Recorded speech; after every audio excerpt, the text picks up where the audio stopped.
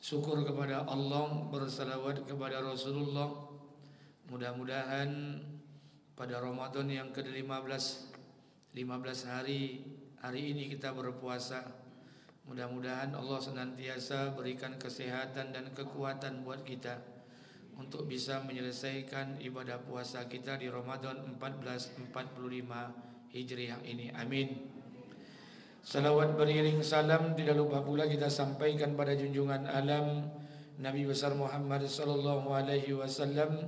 Allahumma salli ala sayyidina wa nabiyyina wa habibina wa safiina wa zumrina wa maulana Muhammad wa ala ali Muhammad. Bapak Ibu yang dimuliakan Allah, kita lanjutkan kajian kita Qasasul Anbiya, kisah para nabi dan kisah para rasul. Terakhir minggu yang lalu sampai di mana? Ibrahimnya sampai di mana? Sampai Sofa Marwa. Minggu yang sebelumnya satu lagi yang pertama Nabi siapa? Nabi Nuh alaihissalam. Baik, nanti kita sisipi sisa-sisa nabi-nabi yang lain, karena kalau dibahas satu persatu satu nabi saja Ibrahim alaihissalam menghabiskan masa 6 kali pertemuan. Jadi kalau dibahas Ibrahim terlalu, nanti nabi lain tidak terbahas. Kita bahas di awal semuanya para nabi. Kalau nanti ada kajian-kajian tambahan setelah Ramadan, baru kita masuk perdalam kisah nabi-nabi yang sudah kita bahas. Baik Bapak Ibu yang dimuliakan Allah Subhanahu wa taala. Pagi hari ini kita akan bahas satu kisah Nabi Musa alaihissalam. Nabi yang namanya disebut oleh Allah paling banyak dalam Al-Quran. 136 kali Allah sebut namanya dalam Al-Quran. Nama Nabi yang paling banyak Allah sebut dalam Al-Quran Musa alaihissalam. Namanya disebut 136 kali. Ceritanya diceritakan Allah ke dalam 12 juz Al-Quran. Berbeda dengan nabi yang lain. Kalau Ibrahim namanya disebut cuma 69 kali. Adam disebut namanya cuma 25 kali. Nuh disebut namanya 43 kali. Isa disebut namanya 55 kali. Tapi Musa alaihissalam disebut namanya oleh Allah 136 kali dalam Al-Quran. Nabi Musa alaihissalam adalah nabi dari keturunan Bani Israel. Saya katakan sekali lagi, Allah memberikan nikmat yang banyak kepada Bani Israel. Ya Bani Israel azkuru ni'mati allati an'amtu alaikum wa anni faddaltukum alal alamin. Sungguh kami telah berikan nikmat yang banyak kepada Bani Israel. Nikmat apa salah satunya? Allah utus kepada Bani Israel tidak cukup satu nabi. Di antara 25 nabi, hampir 13 nabi itu untuk keturunan Bani Israel. Musa alaihissalam adalah nabi dari keturunan Bani Israel. Bapak Ibu yang dimuliakan Allah Subhanahu wa taala, Nabi Musa alaihissalam dilahirkan di daerah Misra, Mesir. Diutus oleh Allah untuk keturunan Bani Israel, dan Nabi memang diutus dari Bani Israel. Nabi Musa alaihissalam memiliki seorang ayah. Ayah Nabi Musa ini namanya Imran. Saya sudah sampaikan kepada kita bersama, ada dua nabi yang ayahnya Imran. Yang pertama Musa alaihissalam, yang kedua Isa punya ibu Maryam, Maryam punya ayah Imran. Maka Quran surat Al-Imran itu tidak menceritakan ayahnya Nabi Musa, tapi menceritakan keluarga Isa dan Maryam. Jadi Quran surah Al-Imran tidak menceritakan ayah Nabi Musa, tapi menceritakan keluarga Isa, keluarga Maryam, keluarga Imran, orang tua daripada Maryam. Nabi Musa alaihissalam memiliki ayah dan ibu. Ayahnya bernama Imran, ibunya bernama Yukabid.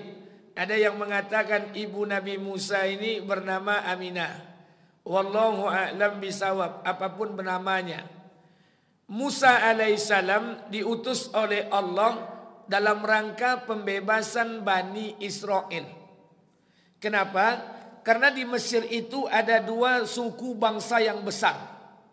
Yang pertama namanya bangsa Kibti. Bangsa Kibti ini bangsanya Firaun. Kalau dalam bahasa kita kasta Brahma, orang yang level atas, pejabat eselon 1, eselon 2, kepala dinas, kepala bidang, kontraktor, itu bangsa Kibti. Sedangkan Nabi Musa, kelompok bangsa suku bangsa yang kedua adalah Bani Israel. Bani Israel ini kasta sudra yang paling rendah. Supir oplet, tukang cilo air, level-level rendah. Ketika itu Bani Israel dijajah oleh bangsa Kibti. Maka diutuslah Nabi Musa alaihissalam dalam rangka pembebasan Bani Israel. Nabi Musa alaihissalam adalah nabi dari keturunan Bani Israel.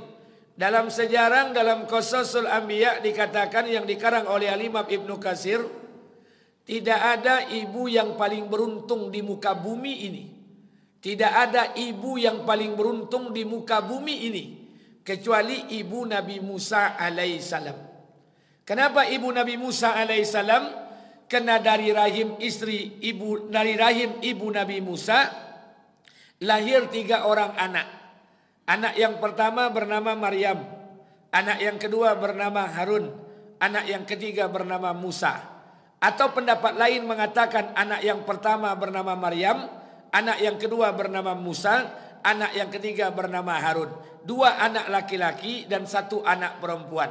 Maka dikatakan ibu Musa adalah ibu yang paling beruntung di muka bumi ini. Kenapa? Karena punya 2 anak laki-laki, kedua-duanya diangkat oleh Allah menjadi nabi dan rasul.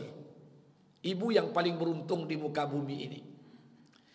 Musa alaihissalam hidup di zaman pemerintah zalim. Ketika itu ada raja yang berkuasa diberi gelar Fir'aun. Jadi Fir'aun ini Pak bukan nama asli. Fir'aun ini gelar. Nama aslinya Manaftah. Atau ada orang yang mengatakan Ramses II. Atau ada yang disebut dengan nama anak Ramses II. Fir'aun ini diberikan gelar saja. Gelar raja-raja ketika itu namanya diberikan gelar Fir'aun. Nama aslinya Manaftah. Kapan Nabi Musa alaihissalam dilahirkan? Nabi Musa alaihissalam dilahirkan di saat ada peristiwa besar yang terjadi. Sebelum kita lihat kelahiran Musa, kita lihat dulu nasab Nabi Musa alaihissalam. Dari mana jalur nasab Nabi Musa? Kita naik ke atas dulu untuk sekedar mengingatkan dan menyegarkan pikiran kita. Adam alaihissalam punya anak 40 orang. Salah satu di antara anaknya yang diangkat jadi nabi, Sis alaihissalam. Sis punya anak Anusi. Anusi punya anak Qainan. Qainan punya anak Makhlail. Makhlail punya anak Yarid. Yarid punya anak Idris alaihissalam. Idris punya keturunan Mutasalim. Mutasalim punya anak Lami. Lami punya anak Nuh alaihissalam. Nuh punya 4 orang anak. Kan'an, Sam, Ham, Yafid. Kan'an dihancurkan Allah. Tinggal 3 anak, Sam, Ham, dan Yafid. Dari Sam itu lahirlah pintu-pintu kenabian. Jadi pintu kenabian itu lahirnya dari pintu Sam. Jadi kalau bapak-bapak, ibu-ibu punya anak, lagi nama anak Sam. Samsudin. Samsuri, karena Sam itu pintu kenabian. Dari Sam ini lahirlah anak Arfaksad. Arfaksad punya anak Saleh. Saleh punya anak Abil. Abil punya anak Falik. Falik punya anak Ra'u. Dari Ra'u punya keturunan Sarud. Dari Sarud ini punya anak Nahur. Dari Nahur ini punya anak disebut dengan nama Azar. Atau orang menyebutnya namanya Tarah. Azar, Tarah, Tari ini punya anak namanya Ibrahim alaihissalam. Ibrahim sudah kita bahas, punya 4 orang istri. Sarah, Hajar, Kentura, Yasur binti Amar. Dari istri yang pertama namanya Sarah. Sarah punya anak Nabi Ishak. Ishak punya anak Nabi Yakub. Yakub punya anak 12 orang. 12 orang ini keturunannya dikatakan Bani Israel.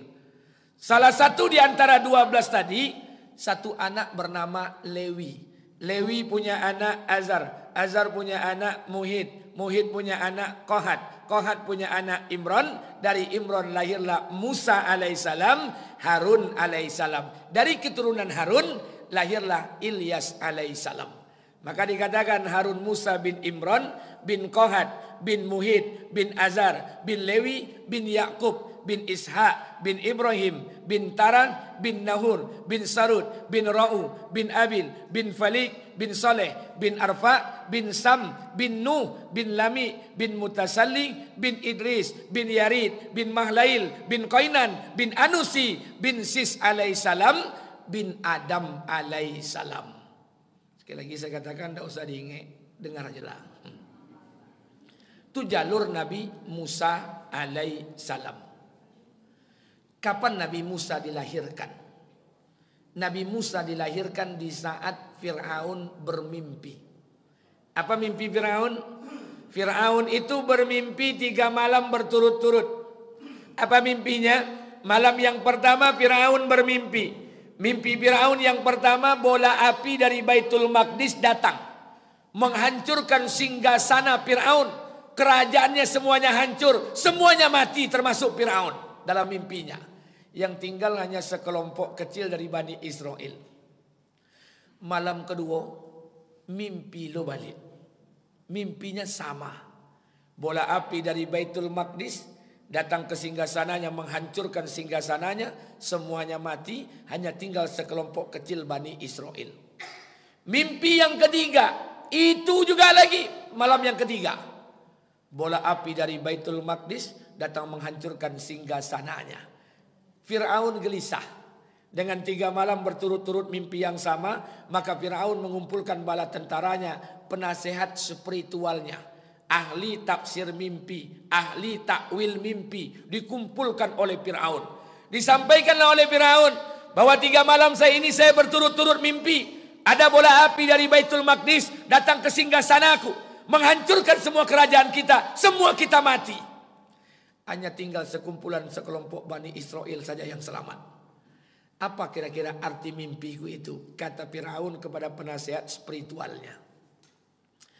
Kata penasehat spiritualnya, wahai raja, jika mimpi engkau seperti ini, itu pertanda bahwa akan lahir satu bayi dari keturunan Bani Israel yang akan menghancurkan singgasana engkau. Coba bayangkan, malam itulah Fir'aun membuat keputusan, seluruh kerajaannya, bala tentaranya diperintahkan untuk mencari bayi laki-laki, perempuan yang hamil dari keturunan Bani Israel. Siapa saja yang melahirkan di antara mereka laki-laki, bunuh. Ini yang diceritakan Allah dalam Al-Quran. Wa iznajjainakum min ali fir'auna yasumunakum su'al azab yuzabbihuna abna'akum wa yastangyuna nisa'akum wa fi zalikum bala'un min rabbikum azim. Tahukah kalian ketika Allah menyelamatkan kalian dari Firaun yang sangat kejam? Yuzabbihuna abna'akum. Dia menyembelih anak laki-laki di antara kalian. Wa yastangyuna nisa'akum.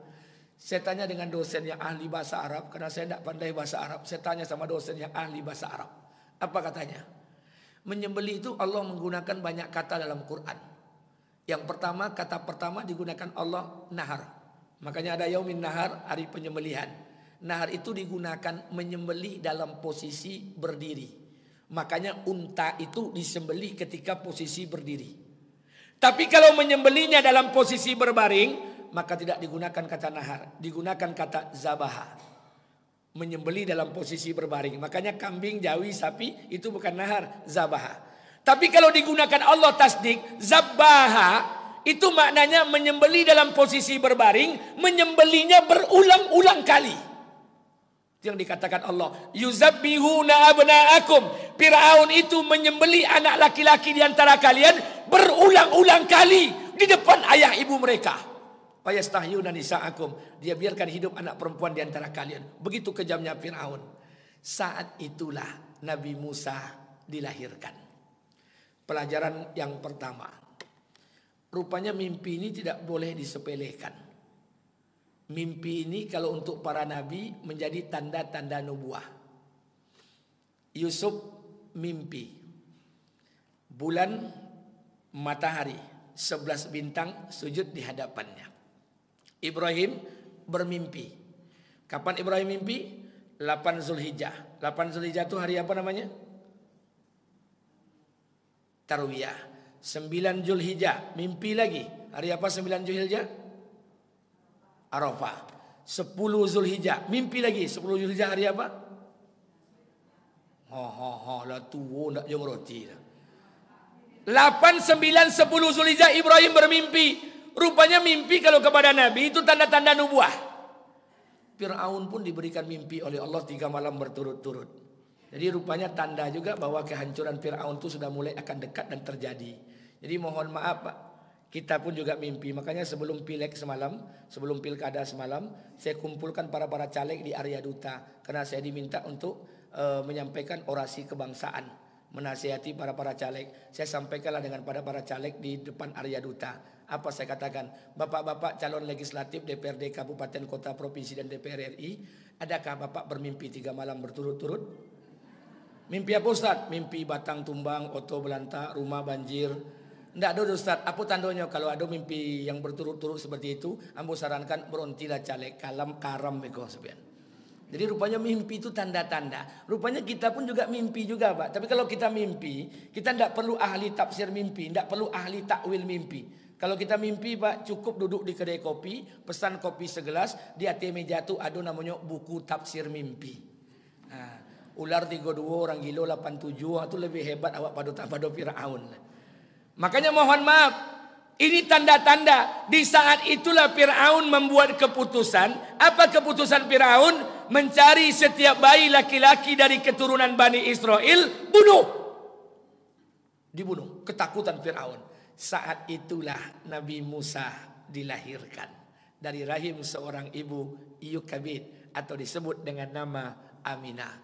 Lahirlah Musa alaihissalam. Fitrah satu orang ibu melahirkan anak, kemudian lahir anaknya laki-laki. Fitrahnya kekhawatiran dan ketakutan. Kenapa? Karena tadi malam Fir'aun membuat keputusan bahwa setiap laki-laki yang lahir dari keturunan Bani Israel bunuh. Kekhawatiranlah ibu Nabi Musa alaihissalam. Ini yang dikatakan Allah, fa'auhayna ila ummi ma yuha. Kami telah ilhamkan kepada ibu Musa alaihissalam, diberikan petunjuk oleh Allah kepada ibu Musa. Jadi hebatnya, kalau Allah ingin menjaga satu orang hamba, dari awal hamba itu sudah mulai diberikan petunjuk oleh Allah. Kami berikan ilham, kami berikan petunjuk kepada ibu Musa alaihissalam. Apa kata Allah? Wahai ibu, lahirkanlah bayi itu.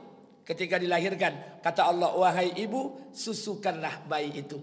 Kalau kau takut akan keselamatannya, hanyutkan bayi itu akan ditemukan oleh musuhku, dan musuhnya bayi itu akan kami kembalikan kepada engkau. Itu perintah dari Allah, petunjuk dari Allah kepada ibu Nabi Musa alaihissalam. Pelajaran kedua, ketakutan dengan manusia itu manusiawi. Ibu Musa takut dengan Fir'aun, itu manusiawi. Sama dengan Pak RW, Pak RT takut dengan Pak RW, manusiawi. Pak RW takut dengan lurah, manusiawi. Lurah takut dengan kepala dinas, wali kota, manusiawi. Wali kota takut dengan gubernur, manusiawi. Jadi kalau ada risiko, Pak Ustadz kami tidak pernah takut dah Ustadz sama pimpinan, yang kami takutkan Allah, pandutonya. Manusiawi Pak. Yang tidak boleh itu ketakutan kepada manusia, ketakutan kepada makhluk yang mengalahkan ketakutan kita kepada Allah. Itu yang tak boleh. Tapi kalau hanya sekedar takut, biasa saja, manusiawi. Ibu Musa takut dengan Fir'aun. Jangan-jangan nanti bayinya, anaknya ini akan dibunuh oleh Fir'aun laknatullah alaih. Apa yang terjadi? Diikutilah petunjuk oleh ibu Musa alaihissalam. Disiapkanlah kotak, disiapkanlah tempat, dihanyutkanlah Musa kecil. Kisah ini dari dulu sampai sekarang kita sudah hafal. Dimasukkanlah Musa kecil, ketika itu belum ada nama. Dihanyutkanlah bayi itu. Apa yang terjadi? Hebatnya Allah. Kalau Allah ingin menjaga satu orang hamba, hamba itu kalau kita takut dengan satu orang manusia, maka Allah akan dekatkan hamba itu dengan orang yang kita takuti. Beda sama awak. Kalau awak berhutang sama orang, takut ditagih hutang, makin jauh pindah rumah itu makin aman. Tapi Allah, kalau kita takut dengan seorang manusia, Allah makin dekatkan itu manusia dengan apa yang dia takuti. Ibu Musa takut dengan Firaun, dia hanyutkan anaknya Musa dengan harapan anaknya bisa selamat dan jauh dari Musa. Tapi hebatnya Allah, Musa itu dihanyutkan oleh Allah dan terdampar di tempat pemandiannya Firaun dan istri Firaun. Itu hebatnya Allah. Ini sama dengan kisah Ibrahim, Mbak. Ibrahim ketika dibakar hidup-hidup, Ibrahim dibakar. Ketika dibakar hidup-hidup, Allah katakan, ya nar kuni bardan wa salaman ala Ibrahim. Wahai api, dinginlah. Berikan keselamatan kepada Ibrahim. Kenapa Allah menggunakan kata ya nar kuni? Kenapa Allah gunakan kata wahai api, dinginlah? Kenapa Allah tidak katakan wahai api, padamlah? Bukankah memadamkan dan mendinginkan bagi Allah mudah? Tapi kenapa Allah tidak gunakan kata padam? Allah gunakan kata ya nar kuni, wahai api, dinginlah. Kenapa? Kalau seandainya Allah perintahkan kepada api untuk padam, kemudian Ibrahim selamat, orang-orang yang menyaksikan ketika itu akan berkata, wajar Ibrahim selamat, wong apinya mati. Tapi api dibiarkan hidup oleh Allah, ya nar kuni, tapi sifat panas pada api telah ditarik oleh Allah. Maka orang-orang yang menyaksikan ketika itu baru dia nampak kehebatan Allah. Musa pun sama. Musa dihanyutkan oleh ibunya. Kalau dihanyutkan makin jauh, wajar tidak ketemu dengan Fir'aun, kena hanyut. Tapi hebatnya Musa makin didekatkan dengan tempat pemandiannya Fir'aun. Turunlah Asia, istri Fir'aun, mandi. Nampak kotak sama dia, dibukanya bayi. Terkejutlah istri Fir'aun. Kami ilhamkan kepada istri Firaun Asia rasa cinta, rasa sayang kepada bayi kecil itu. Diangkatlah oleh Asia dari tempat pemandian bawa ke istana. Sampai di tempat istana jumpa dengan suaminya Firaun. Apa kata Firaun? Beb, apa yang kau bawa? Manggil bebek jo Firaun. Ini kalau ada orang manggil bebek sama bininya, mirip-mirip Firaun itu. Firaun manggil bebek juga. Beb, apa yang kau bawa tuh? Kata istrinya, bang, saya menemukannya di tempat pemandian kita. Apa itu? Setelah saya buka, isinya bayi. Kata Firaun, bayinya laki-laki atau perempuan? Kata Asia, bayinya laki-laki, bang. Firaun langsung marah, duduk langsung berdiri. Apa kata Firaun? Inilah bayi yang berada dalam mimpiku, yang akan menghancurkan singgasanaku. Maka Ibrahim memerintahkan kepada seluruh bala tentaranya, bunuh itu bayi. Apa yang terjadi? Ketika Fir'aun memerintahkan kepada bala tentaranya untuk membunuh itu bayi kecil, ketika itulah Asia langsung berdiri dan menyampaikan perkataan yang sangat tegas. Dan perkataan itu Allah abadikan dalam Al-Quran. Apa kata Asia? Wahai suamiku, la taqtuluhu, jangan kamu bunuh dia, karena bayi ini akan menjadi penyejuk mata bagiku dan akan menjadi penyejuk mata bagimu. Apa kata Fir'aun? Oh iyalah, ndak jadi. Jadi rupa takut ke bini kau dari dulu lah pak. Bukan kini ya. Jadi kalau ada yang takut ke bini, jangan takut, pendahulu kita ada Fir'aun namanya. Jadi makanya mohon maaf, Fir'aun itu raja, penguasa, harta banyak, singgasana besar, takut ke bini, itu wajar pak. Apalagi awak lah tuo, buruk, bansek, piti ndak ada, tu bagak ke bini, itu ndak mungkin banget gitu. Makanya mohon maaf kalau orang yang takut dengan istrinya. Ini mohon maaf, manhajnya bukan Syafi'iyah, bukan Malikiyah, bukan Hanafiyah. Manhajnya Fir'auniyah. Makanya mohon maaf, jangan khawatir. Saya terus terang pak, demi Allah, saya tidak pernah takut sama istri saya. Demi Allah. Cuman masalahnya bini ambo lebih bagak pada ambo. Itu aja masalahnya. Kalau kita mau jujur hari ini pak, mohon maaf. Awak kau bantu bagak ya pak. Di rumah penakui ya pak. Makanya saya dulu tidak pernah bisa habis berpikir otak saya, dari mana lah datangnya laki kok bisa takut sama bini.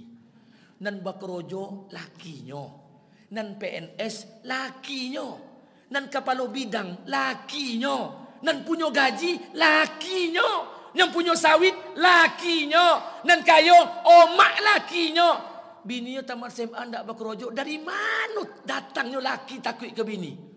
Setelah ambo nikah baru ambo tahu, ya memang bagak bini awak lepas. Ini makanya mohon maaf, tidak usah sombong-sombong lah. Kalau awak, masya Allah, saya ingin sampaikan buat kita bersama. Makanya mohon maaf, Fir'aun itu takut dengan istrinya. Jadi kalau ada yang takut dengan istri hari ini mohon maaf, itu biasa-biasa saja. Maka saya katakan buat kita bersama, ketika pendahulu, ketika Nabi Nuh alaihissalam, kita bercerita tentang Nabi Nuh alaihissalam, maka saya katakan ini mohon maaf kepada Bapak Ibu yang dimuliakan Allah Subhanahu Wa Taala. Sekarang puasa yang keberapa nih?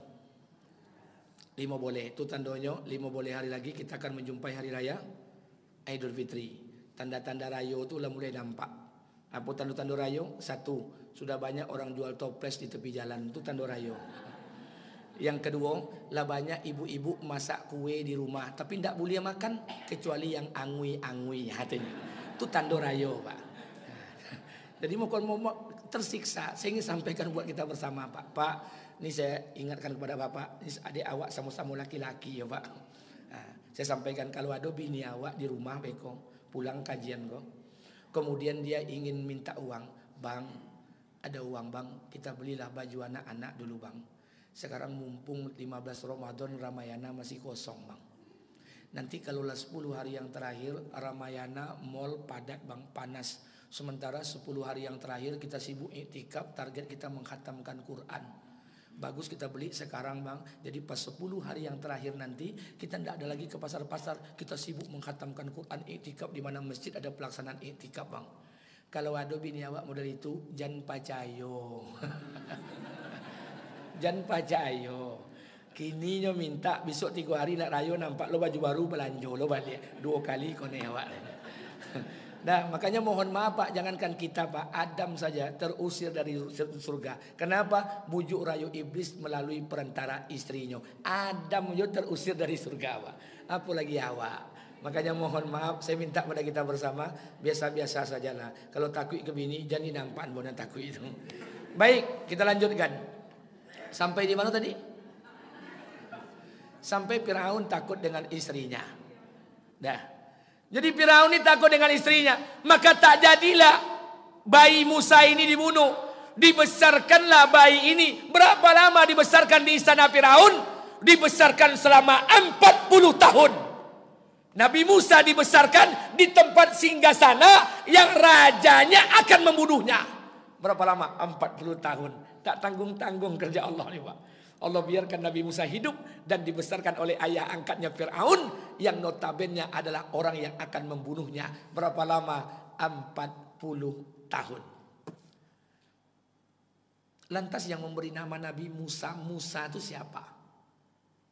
Yang memberi nama Musa itu bukan ayahnya, bukan ibunya. Yang memberi nama Musa itu Fir'aun. Kenapa? Musa itu bahasa Ibrani. Musa itu bahasa Ibrani. Mu itu artinya air. Satu artinya dinisbatkan kepada tempat ditemukannya di sungai. Makanya diberi nama Musa. Musa itu bahasa Ibrani. Mu itu artinya air. Sa itu dinisbatkan kepada tempat ditemukannya. Maka diberi nama Musa. Jadi bahasa Ibrani ini sama mirip dengan bahasa-bahasa daerah kita. Saya mohon maaf, saya orang asli Melayu. Alhamdulillah saya sering ke Jawa Timur, saya belajar bahasa Jawa. Bahasa Jawa itu 4 bulan. Jadi ada orang Jawa sini Pak. Ada orang Jawa. Jadi kulo saged Jawa kromo inggil. Menawi unten kesalahan tak omongan kulo nyuwun ngapunten nggih. Jadi saya ini bukan orang Jawa tapi bisa bahasa Jawa. 3 bulan saya belajar. Jawanya Jawa kromo inggil, bukan Jawa kasar. Kalau Jawa kasar, sopo jenenge? Nandi kue iki boten wonten toto kromo ora elok. Belajar bahasa Batak, bahasa Medan 1 tahun. Saya tidak pandai menyampaikan tapi tahu arti orang ngomong. Bahasa Banjar mohon maaf 6 bulan saja. Semenjak di Cemee saya sama orang Banjar, semenjak itu saya pastikan diri saya belajar bahasa Banjar. Ngerti saya. Tapi belajar bahasa yang paling berat saya belajar bahasa Aceh. Bahasa Aceh itu 2 tahun saya belajar sampai sekarang tidak ngerti-ngerti. Kenapa? Bahasa Aceh itu pendek-pendek Pak. Air I, kelapa U, air kelapa I U, pendek-pendek saja. Kalau tidak percaya tanyalah orang Aceh itu. Air I, kucing mi, kucing ai mi I. Jangan-jangan bahasa Aceh itu mengadopsi daripada bahasa Ibrani, pendek-pendek. Mu air, sa tempat dinisbatkan namanya Musa. Makanya baik Bapak Ibu yang dimuliakan Allah Subhanahu wa taala. Maka ketika itulah Nabi Musa alaihissalam dibesarkan di singgasana Firaun. Berapa lama? Selama 40 tahun. Besarlah Nabi Musa dibesarkan oleh ibu angkat dan ayah angkatnya. Setelah 40 tahun Nabi Musa keluar dari istananya, main-main, jalan-jalan. Dikatakan oleh Allah dalam Al-Quran, ketika Nabi Musa alaihissalam keluar dari istananya, masuk ke kota Memphis. Memphis itu nama berhala yang sangat besar ketika itu. Masuklah Nabi Musa alaihissalam ke kota Memphis, berhala sangat besar. Dilihatlah oleh Nabi Musa, ada dua kelompok pemuda yang sedang bersiteru, yang sedang bacokak, yang sedang berkelahi, yang sedang berantem. Satu kelompok bangsa Kipti, satu lagi kelompok Bani Israel. Orang Bani Israel tahu bahwa Musa itu keturunan Bani Israel. Maka kelompok Bani Israel ini minta tolong kepada Musa untuk membantunya dalam perkelahian dengan pemuda bangsa Kipti. Karena Nabi Musa merasa keturunan Bani Israel, maka dia bantulah pemuda dari Bani Israel. Dipukullah oleh Nabi Musa alaihissalam satu pemuda dari bangsa Kipti. Satu pukulan tadi menyebabkan satu pemuda itu mati. Dan ini Allah ceritakan dalam Quran. Maka ketika mati itu pemuda, Nabi Musa merasa bersalah. Maka dia tinggalkan istananya, dia lari sporing ke kota Madian. Kota Madian itu jaraknya lebih kurang 100 km. Sporing sambil berdoa kepada Allah. Ya Allah, ampuni saya. Ya Allah, faghfirli faghfarolahu. Ya Allah, maafkan saya. Ampuni saya ya Allah.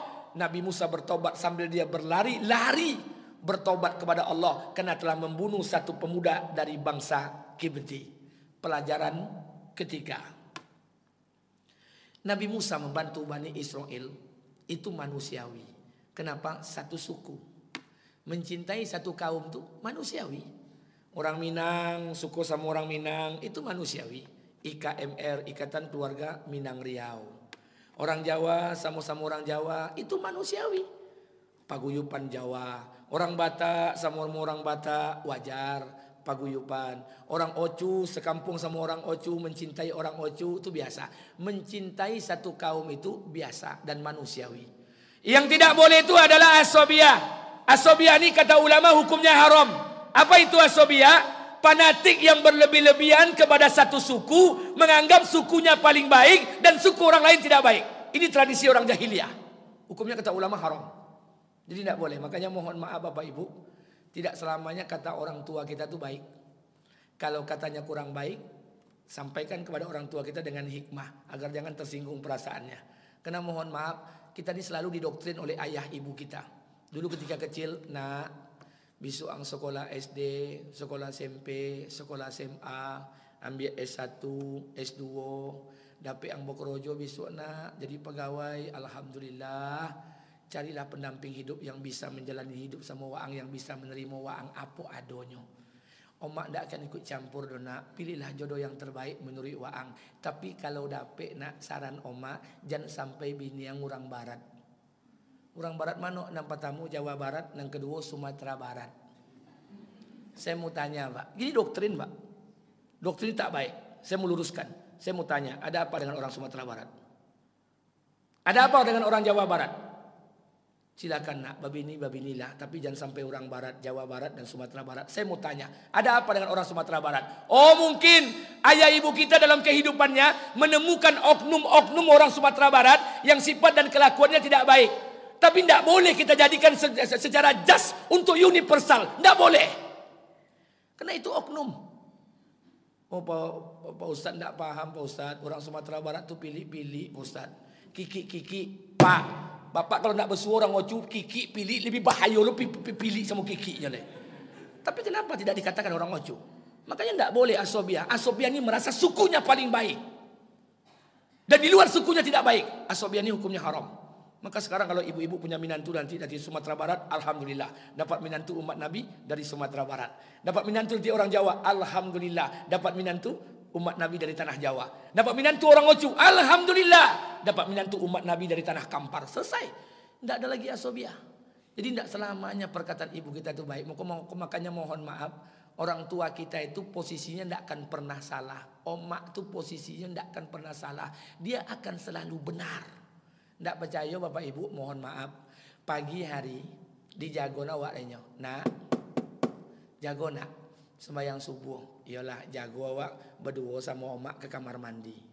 Sampai di kamar mandi, tersipak di awak ember. Kena awak baru jago. poca ember tu. Apa kata mak awak? Sembarang jo jalan, bunuhan matore, poca ember, manu pitikan memboli. Bongi ya mak awak. Subuh yang kedua di jagon lo balik. Nak, bangun nak subuh. Pai lo berdua sama omak ke kamar mandi. Subuh yang kedua kok omak yang menyipak ember lo. Apa kata omak? Sembarang lotak jo ember ko. Salah jo awak. Jadi ibu tu takkan pernah salah. Maka maklumi, perempuan tu seperti Quran buruk, ibu tu seperti Quran buruk. Dibaca tak terbaca, dibuang berdosa. Maklumi saja. Maklumi. Maka saya sampaikan buat kita bersama, Bapak Ibu yang dimuliakan Allah Subhanahu wa taala, jika ada statement perkataan orang tua kita doktrin yang tidak baik, luruskan dengan kata-kata hikmah, luruskan dengan arif dan bijaksana. Jangan sampai hatinya tersinggung dan tersakiti. Kita belajar sedikit demi sedikit. Jadi makanya mohon maaf Bapak Ibu yang dimuliakan Allah Subhanahu wa taala, tidak ada lagi kita asabiyah, tidak ada lagi kesukuan fanatik yang berlebih-lebihan yang merasa sukunya paling baik, suku di luar sukunya tidak baik, tidak ada. Setiap suku punya kekurangan, setiap suku punya kelebihan, setiap ras punya kekurangan, setiap ras punya kelebihan. Kalau seperti ini Pak, mohon maaf saya ingin sampaikan, indah kita beragama nih Pak. Tidak ada lagi beda di antara kita, sama saja. Makanya mohon maaf, saya punya anak perempuan 2 orang, laki-laki 1 orang. Terserah saja, siapa saja menantu saya, welcome. Tidak ada masalah. Pastikan dia ada Allah, pastikan ada Rasul. Silakan dari suku mana saja, tidak ada persoalan. Kalau seperti ini pemahaman kita Pak, ini kan pemahaman orang tua-tua dulu Pak. Awak sampean ke orang tua awak, apa kata mak awak? Wak tak ngeroti yang doa, adalah salah loh Pak. Maka saya sampaikan buat kita bersama, kita yang paham hari ini, tidak ada lagi asobiyah. Mencintai satu kaum itu manusiawi, yang tidak boleh itu asobiyah fanatik yang berlebih-lebihan, merasa sukunya paling baik, suku di luar sukunya tidak baik. Hukumnya kata ulama asobiyah itu hukumnya haram. Maka oleh karena itu, hadirin yang dimuliakan Allah Subhanahu wa taala, ini 3 pelajaran. Baru kita membahas belum Nabi Musa ketika dilantik menjadi rasul. Maka larilah Nabi Musa ke kota Madian. Kota Madian itu, di sanalah Nabi Musa menemukan istrinya. Istrinya bernama Ummu Safura. Ada 3 pendapat para ulama. Ummu Safura itu siapa? Pertama mengatakan Ummu Safura itu adalah putri Nabi Shu'aib. Tapi dibantah oleh ulama lain. Dari mana jalurnya putri Nabi Shu'aib? Kena jarak antara Shu'aib dengan Musa itu jaraknya 480 tahun. Dari mana? Tidak ketemu. Contoh, Musa jalurnya dari istri pertama Ibrahim. Sarah punya anak Ishak. Ishak punya anak Yakub. Yakub punya anak salah satunya Lewi. Lewi punya anak Azar. Azar punya anak Muhid. Muhid punya anak Kohat. Kohat punya anak Imron. Imron punya anak Musa. Itu jalur Musa. Sementara jalur Nabi Shu'aib dari istri ketiga Ibrahim, namanya Kentura. Kentura punya anak 6. Salah satu anaknya bernama Madian. Madian punya anak Yashur. Yashur punya anak Mikail. Mikail punya anak Shu'aib alaihissalam. Tidak mungkin putri Nabi Shu'aib, kata ulama sejarah. Pendapat yang kedua, Ummu Safura itu adalah anak kepala suku Madian. Pendapat yang ketiga, Ummu Safura itu adalah anak daripada keponakan Nabi Shu'aib alaihissalam. Mana yang benar? Matawa. Karena ini sejarah. Makanya saya sampaikan beberapa pendapat para ulama. Maka pergilah Nabi Musa ke kota Madian, dan pada akhirnya Nabi Musa alaihissalam menikahlah dengan salah seorang perempuan dari kota Madian. Perempuan itu menjadi istri Nabi Musa bernama Ummu Safura. Bapak Ibu yang dimuliakan Allah Subhanahu wa taala, kesimpulan singkat dari perjalanan Musa sebelum diangkat jadi nabi. Maka nabi-nabinya Allah, kalau sudah dipilih oleh Allah, kalau sudah ditentukan oleh Allah akan diangkat menjadi nabi dan rasul, maka Allah bertanggung jawab untuk menjaganya, memeliharanya, dan melindunginya dengan cara Allah Subhanahu wa taala. Allah punya tanggung jawab, Pak. Jadi sebetulnya ini pelajaran buat kita. Kalau kita ini dekat dengan Allah, Allah punya cara untuk menyelesaikan setiap masalah kita. Kalau kita dekat dengan Allah, Allah punya cara untuk memberikan perlindungan ketika susah, menghibur kita ketika kita sedih, datang kepada Allah Subhanahu wa taala, dekat dengan Allah, maka Allah punya cara untuk menyelesaikan setiap urusan dan keperluan kita.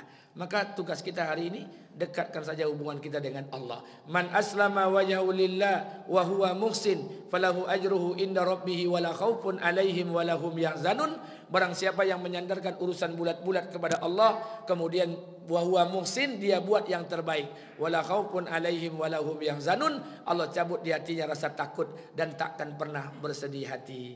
Maka saya katakan buat kita bersama, jangan pernah takut dengan kehidupan dunia. Kita tidak lama di kehidupan dunia ini. Kalaupun susah hanya 60-70 tahun, kalaupun senang hanya 60-70 tahun saja. Maka jangan khawatir dengan kehidupan dunia ini. Dunia ini laibun walahun. Dunia ini main-main saja, Pak. Bentuknya saja seperti serius, tapi dunia ini main-main saja. Setiap orang ada masanya, setiap masa pasti ada orangnya. Maka berbuatlah yang terbaik di kehidupan dunia. Apalagi sekarang Ramadan yang ke-15. Artinya 10 hari yang kedua. Kalau sudah 10 hari yang ketiga, semua masjid di Kota Pekanbaru melaksanakan program i'tikaf. Saya minta kepada jamaah di Masjid Munawarah ini ada i'tikaf. Buatlah i'tikaf, bersama-sama i'tikaf, hidupkan 10 hari yang terakhir ini untuk menjadikan diri kita orang yang terbaik. Jangan dipilih-pilih malamnya. Malam ganjil aja lah Ustaz, karena Lailatul Qadar itu malam ganjil. Hati-hati. Malam ganjil 21 itu versi pemerintah, versi Muhammadiyah malam genap. Malam 22 sama awak, malam ganjil versi Muhammadiyah. Jangan-jangan Lailatul Qadar turun pada malam ganjil versi Muhammadiyah. Makanya tidak usah dipilih-pilih, mulai malam 20, 21, 22 sampai malam terakhir. Makanya saya hampir setiap tahun kalau 10 malam terakhir saya tidak pulang. Saya sampaikan sama istri, Dek, Abi tak pulang. Kenapa? Abi itikaf. Baru pulang nanti malam takbiran. Tapi segala keperluan-keperluan sudah kita selesaikan. Makanya mohon maaf, saya ada baca satu hadis Nabi, tapi hadisnya matanya sangat panjang. Ada 4 jalur periwayatan. 1, Rasulullah SAW katakan pada malam nisfu Sa'ban. Yang kedua pada awal Ramadan. Yang ketiga pada malam Lailatul Qadar. Saya lebih cenderung pada malam Lailatul Qadar. Ini yang dikatakan Allah, Inna anzalnahu fi Lailatul Qadar. Sesungguhnya Al-Quran Allah turunkan pada malam Qadar. Apa itu Qadar? 2 pendapat para ulama berbeda pendapat. 1, Qadar mengatakan ukuran atau takaran. Yang kedua ada yang mengatakan Qadar itu sempit. Kenapa sempit? Karena malam itu tanazzalul malaikah. Seluruh para malaikat dipimpin oleh Jibril turun. Makanya bumi terasa sempit. Untuk apa? Menyelesaikan segala urusan. Makanya mohon maaf, dikatakan oleh para ulama pada malam Qadar itu, pada malam Lailatul Qadar itu, maaf, malaikat Jibril dan para malaikat turun untuk menyelesaikan semua urusan. Dan pada malam itu Allah berikan catatan kepada setiap para malaikat. Apa catatannya? 1, catatan Allah berikan kepada malaikat Mikail. Daftar nama-nama orang nankan kayu tahun depan, Lailatul Qadar tahun ini Allah berikan. Daftar nama-nama orang yang kan kayo tahun depan ko namonyo. Yang ndak kan kayo-kayo walaupun kerojo siang malam tetap yang ndak kan kayo loh. Daftar nama-nama orang yang kan kawin tahun ko namonyo. Yang ndak kan kawin-kawin walaupun tiap malam baboda ndak juga kan kawin doh. Daftar nama-nama orang yang kan nikah tahun ko yang punya anak dikasih daftar. Yang kedua, Allah berikan catatan kepada malaikat Israel. Daftar nama-nama orang yang kan mati tahun depan. Jadi yang tahun ini Ramadan yang lalu, yang untuk tahun depan Ramadan ini Allah berikan catatan. Makanya mohon maaf saya sedih dan menangis. Ibu-ibu sibuk buat kue mentega, kue peye, rupanya nama ibu masuk orang pertama mati tahun itu.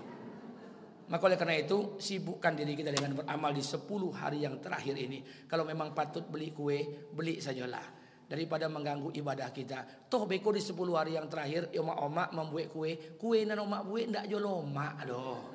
Peyek nan dibuat kowe yo. Daripada sia-sia tarawih, sia-sia witir, sia-sia bacaan Quran kita. Habiskan di 10 hari yang terakhir untuk menjadikan diri kita yang terbaik. Dan pastikan Ramadan ini menjadi Ramadan yang terbaik dalam kehidupan kita. Amin.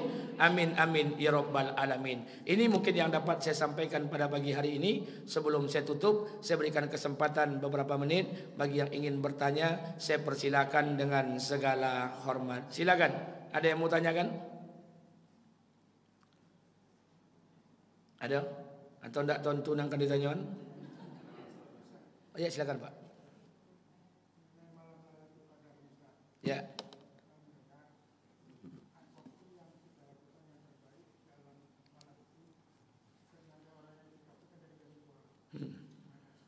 Ya.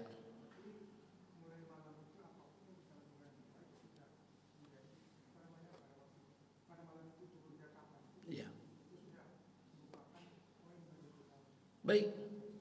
Maka saya katakan Lailatul Qadar itu bukan ada batasannya. Mulai daripada perpindahan hari ba'da maghrib sampai dengan terbit fajar. Beramallah. Mau baca Quran boleh. Mau menghatamkan Quran boleh. Mau berimpak bersedekah boleh. Makanya mohon maaf kalau kami setahun 2 tahun ini kami sudah buat program lain. Apa program lain? Malam Lailatul Qadar itu bukan hanya menghiasi dengan tahajud. Ada sebagian kawan yang tahajud, silakan kita tahajud. Habis tahajud mohon maaf, apakah Lailatul Qadar itu Allah berikan kepada orang yang duduk di tiang di masjid baca Quran sampai waktu subuh? Belum tahu. Kenapa? Karena ini dengan rahmat dan kasih sayangnya Allah. Ada orang ke masjid baca Quran, menghabiskan Qurannya 30 juz di tiang masjid pada malam Lailatul Qadar. Apakah Allah ridho dan dia dapat Lailatul Qadar? Belum tahu. Kalau seandainya dia biarkan tetangga kiri kanannya miskin kelaparan, la yarhulil jannah, kalian tidak akan masuk surga. Makanya ada beberapa masjid yang malam Lailatul Qadar bukan hanya qiyamul lail, tapi dia berimpak dan bersedekah. Dia antarkan beras, dia akan pakai sembako ke fakir miskin yang ada. Buatlah amal kebaikan. Karena ini yang terjadi di kehidupan kita. Kita ini sibuk. Padahal Ramadan ini mengajarkan kepada kita bukan ibadah individual. Ramadan ini mengajarkan kepada kita ibadah sosial. Bukan hanya individual. Kita sibuk dengan ibadah individual. Tarwih, witir, target khatamkan Quran sampai 3 juz, 8 juz, 10 juz. Tapi tetangga kita sebelah rumah tak makan. Ada pakaian tetangga kita sebelah rumah kusam dan lusuh. Karena tak ada biaya untuk membelinya. Maka saya minta buat kita bersama, Ramadan ini bulan berbagi. Makanya orang-orang dahulu, sahabat-sahabat dulu luar biasa. Hari ini apa yang terjadi dengan kita? Hari ini mohon maaf, berapa kali saya sampaikan buat jemaah kita bersama di Masjid Al-Munawwarah ini. Berjanjilah kepada Allah, malam ini, malam ke-16 Ramadan, tidak ada lagi makanan kita yang basi di berbuka di meja makan. Tidak ada makanan kita yang basi sampai masuk waktu sahur dan kita buang ke tong sampah. Bukankah itu yang terjadi selama 15 hari ini? Berapa banyak makanan kita basi di meja makan yang tidak terbuang, lebih kita sukai daripada memberi fakir miskin tetangga kita sebelah rumah. La ilaha. Apakah ini puasa Ramadan kita? Berapa banyak kita membeli pakaian Senin, Selasa, Rabu, Kamis, Jumat, dihitung hari rayanya, pakaiannya berwarna-warni. Tapi ada tetangga sebelah rumah pakaian sekolah seragam anaknya lusuh karena tidak bisa menebus biaya hutang seragam di sekolahnya. Hari ini kita iftar jama'i, berbuka bersama di Hotel Arya Duta, di Premier, di Hotel Sahid, di kafe-kafe jutaan. Tapi ada tetangga sebelah rumah kita berhutang beli beras 1 kilogram untuk berbuka buat anak-anaknya. Apa ini Ramadan kita? Makanya buatlah kebaikan-kebaikan. Saya minta buat kita bersama, berjanjilah pada Allah, berbukalah dengan seadanya. Jangan sampai ada makanan kita basi lagi di meja makan. Sampai ke sahur makanan itu tak terpakai oleh kita. Orang miskin tetangga sebelah rumah kita, dia tak akan minta nasi kepada kita. Dia tak akan memelas. Dia tak akan menengadahkan tangannya kepada kita. Karena dia punya harga diri. Tapi ingat, kalau dia berdoa dengan kebaikan, berkalah hidup kita. Tapi kalau keluar dari mulutnya keburukan, celakalah hidup kita. Maka kata Nabi, la yadkhulul jannah, kalian tidak akan masuk surga. Orang-orang yang makan kenyang di rumahnya, tapi tetangganya kelaparan dan dia tahu dengan keadaan seperti itu. Ini yang terjadi pada zaman Ali bin Abi Thalib dan Fatimah. Ali bin Abi Thalib dan Fatimah hari Senin itu dia berpuasa. Ba'da asar duduk bersama istrinya. Ketika dia duduk depan rumah, datang tetangganya yang miskin. Apa katanya? Tetangganya, wahai Ali, adakah 1 piring gandum di rumah kalian? Rumah kami sudah 3 hari 3 malam tidak makan satu keluarga. Kata Ali kepada Fatimah, wahai Fatimah, ambil gandum di belakang. Diambillah oleh Fatimah. Sebelum diambil Fatimah, Fatimah berbisik ke telinga suaminya. Apa kata Fatimah? Wahai suamiku, gandum di belakang itu tinggal 1 piring. Itu satu-satunya makanan untuk kita berbuka nantinya. Kalau diberikan dengan tetangga, tidak ada lagi makanan untuk kita berbuka. Kata Ali, berikan saja. Diberikanlah oleh Fatimah. Tetangga yang miskin pulang, Ali bin Abi Thalib masuk ke dalam kamar dan dia menangis sejadi-jadinya. Apa kata Fatimah? Wahai suamiku Ali, kenapa engkau menangis? Apakah kau menangis karena tidak ada makanan untuk berbuka lagi? Apakah kau menangis karena satu-satunya gandum kita tidak ada lagi di rumah ini? Apakah kau menangis karena tidak ada lagi makanan malam ini di rumah kita? Apa kata Ali bin Abi Thalib? Wahai Fatimah binti Rasulullah, ketahuilah oleh engkau, aku tidak pernah menangis ketika tidak ada makanan. Aku tidak pernah menangis ketika tidak ada yang mau dimakan ketika berbuka. Tapi tahukah engkau apa yang aku tangiskan? Yang aku tangiskan adalah kenapa tetangga yang miskin itu lebih dulu datang ke rumah kita. Mestinya kita lebih dulu tahu keadaan mereka. La ilaha illallah. Seperti itu puasa Ramadan sahabat, Pak. Kini awak makan berpoya-poya basi di meja makan. Lebih kita cintai pemandangan seperti itu daripada harus berbagi dengan tetangga sebelah rumah kita. Makanya buatlah kebaikan. Ramadan tidak hanya mengajarkan kepada kalian ibadah individual. Ramadan mengajarkan kepada kita ibadah sosial. Kalau ini seperti ini kita, Pak, Masya Allah, hidupnya akan berkah. Maka pasang target masing-masing, buat amal masing-masing, buatlah kebaikan masing-masing. Di checking final di 10 hari yang terakhir nih. Cukup, Pak, ya? Mudah-mudahan ini berkah buat kita bersama. Lebih kurang saya mohon maaf. Subhanakallahumma bihamdika asyhadu an la ilaha illa anta astaghfiruka wa atubu ilaik. Assalamualaikum warahmatullahi wabarakatuh.